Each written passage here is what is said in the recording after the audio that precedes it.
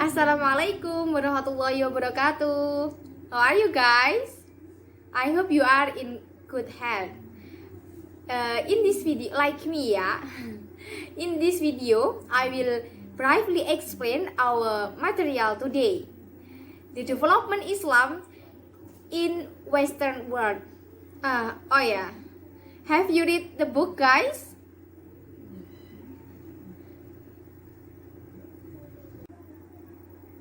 Find it difficult, guys? In this video, Mom will try to explain essence of our material today. My beloved student, Islam continues develop, menyebar ke seluruh dunia, bahkan sampai ke Western world. That include two continents, Amerika and Eropa.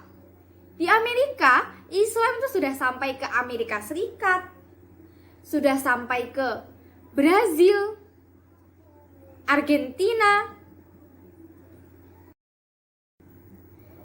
Sedangkan di benua Eropa, Islam itu sudah menyebar sampai ke Belanda,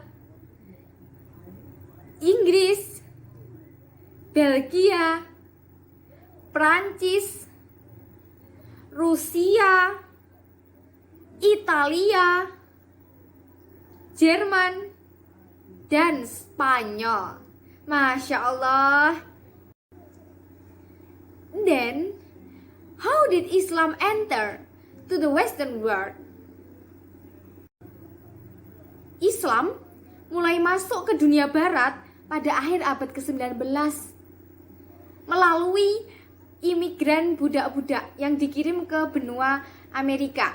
Mostly budak-budak ini beragama Islam, yang mana ketika sudah ditransfer ke benua Amerika, mereka itu membentuk komunitas-komunitas Islam. Mereka mendakwahkan Islam, Masya Allah. Sedangkan Islam masuk ke benua Eropa, there are four period.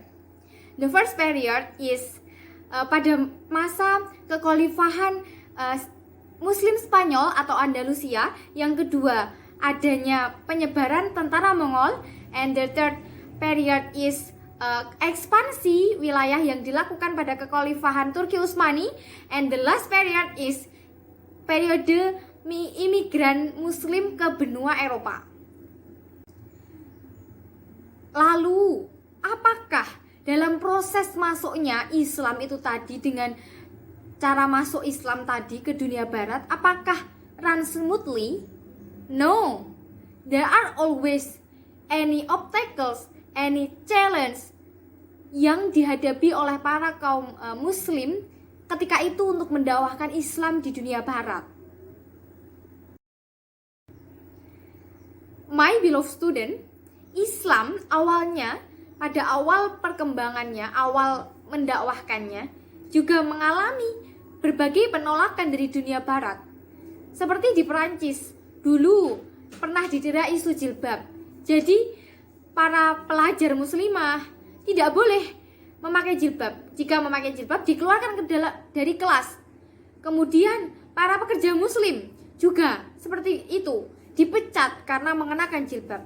Lalu apakah mereka diam saja? No. Para aktivis dan umat Islam memperjuangkan agar mereka memperoleh kebebasan dalam menjalankan agama mereka, yaitu Islam. Dan pada tanggal 2 November 1992 membuahkan hasil, Masya Allah. Tidak lama ya teman-teman. Pada tanggal tersebut, pemerintahan mengizinkan muslimah untuk mengenakan jilbab dalam kegiatan sehari-hari mereka, termasuk pelajar, termasuk pekerja, dan lain-lain. Bahkan sekarang itu fenomena yang sangat indah. Banyak sekali kaum muslimah di Perancis yang sudah mengenakan jilbab. Selanjutnya, di Italia juga pernah terjadi kekerasan pada warga muslim. Di sana ada gerakan anti-Islam yang menyebabkan timbulnya Islamofobia. Jadi orang-orang sana itu takut sama Islam, sama warga muslim. Tetapi warga muslim tetap teguh, tetap percaya bahwa akan ada pertolongan Allah dan mereka tetap memperjuangkan, maksudnya tetap bertahan di sana. Dan Masya Allah, biidznillah, setelah kejadian itu, Islamofobia, gerakan anti-Islam, sangat membahagiakan mendengar berita bahwa Al-Quran dengan terjemah Italia menjadi buku terlaris di Italia ketika itu. Selain itu, sering diadakan dialog-dialog antar umat dan pemimpin agama. Dan juga banyak sekali orang-orang sana itu yang kayak kepo gitu dengan Islam. Islam itu seperti apa? Kok ditakuti itu seperti apa? Banyak yang ke masjid terus membeli Al-Quran itu tadi. Banyak sekali. Dan dengan ini malah menjadikan Muslim itu semakin banyak. Jadi banyak sekali warga Italia yang akhirnya mu'alaf, Masya Allah. Jadi benar ya, setelah kesulitan pasti ada kemudahan, ada kesenangan. Kalau kita mau yakin kepada Allah Subhanahu wa Ta'ala.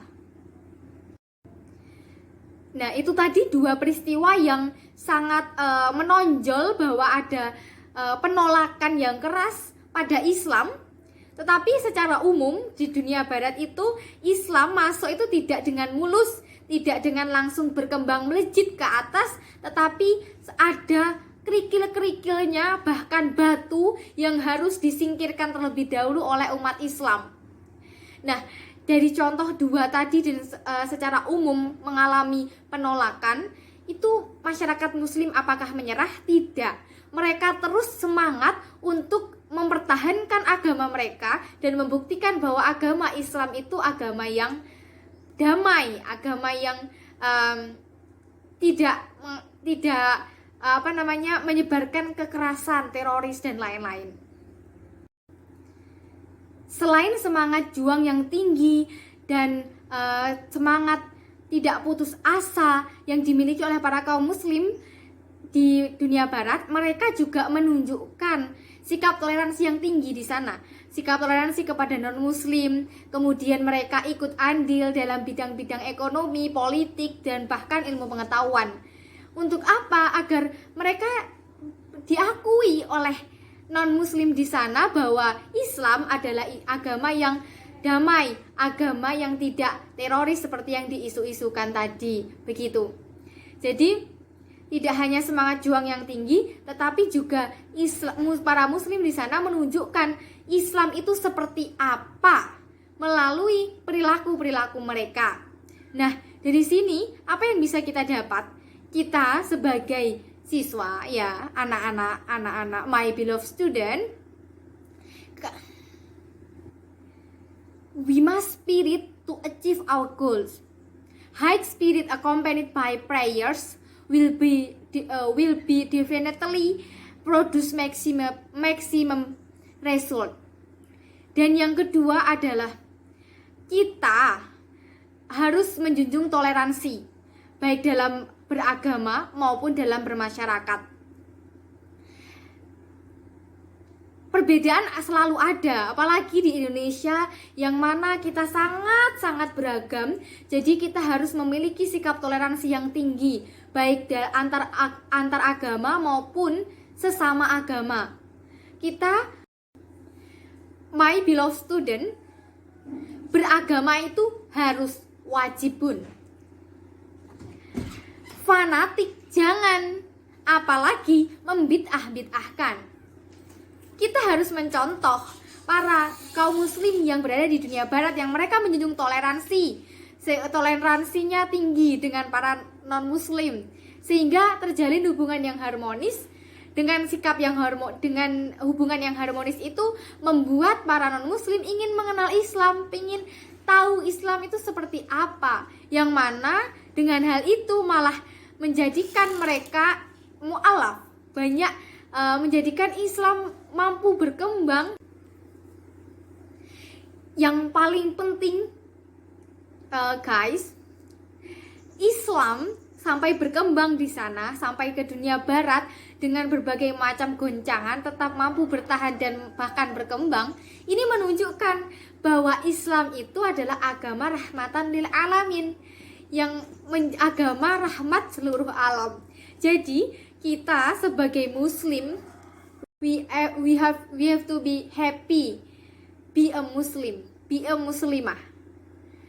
Kita harus bangga, kita harus senang dilahirkan dari keluarga yang beragama Islam. Jadi agama Islam itu damai. Jadi jangan membuat isu-isu yang menyebabkan perpecahan di dalam Islam itu sendiri. Okay, that's all our explain about essence of our material today.